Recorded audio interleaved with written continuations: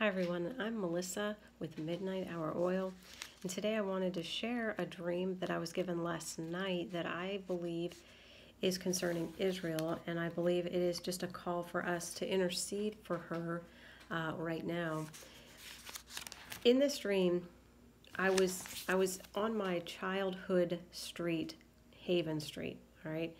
And I looked up the street and I saw this deer, an adult deer, come running down the road.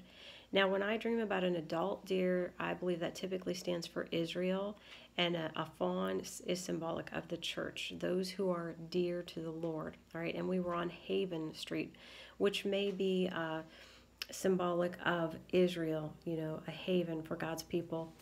And anyway, so the deer is coming down the road and there's like dogs behind her, and she goes into a yard and there's an embankment and there's a hole in the embankment, and she begins to yell into the hole like she's yelling for something.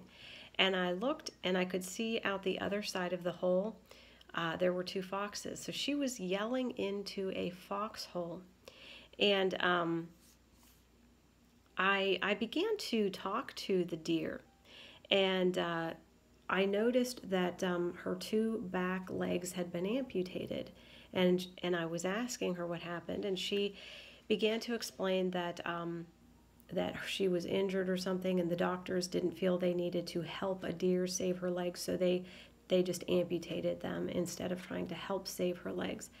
And I felt, as I thought about that dream when I woke up, that those two back legs are symbolic of the West Bank. You're facing east, and behind you is the West Bank. And Israel lost that back in, I believe it was 2007, to the Palestinians, her enemies, who now have ground on which they can launch attacks right into Israel, which in a sense has crippled Israel. All right, so I believe all of this is the Lord showing us how Israel is now putting her faith in, or calling for help from, these two foxes.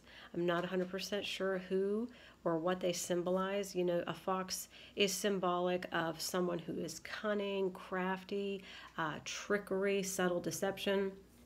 And the only ones I know who Israel is putting any trust in is the U.S., okay, and some certain people within the U.S. So I just ask that you would pray for Israel, especially with regard to who she's putting trust in, who she's listening to. We know prophecy is unfolding, and we know Israel is going to be deceived by the Antichrist and is going to put her trust in him. But I still believe right now we should be praying for her and the decisions that she makes. And last night, of course, there was an attack on Iran in Syria, and likely was U.S. Israeli combined forces. I don't know that that's been confirmed yet who launched the attack.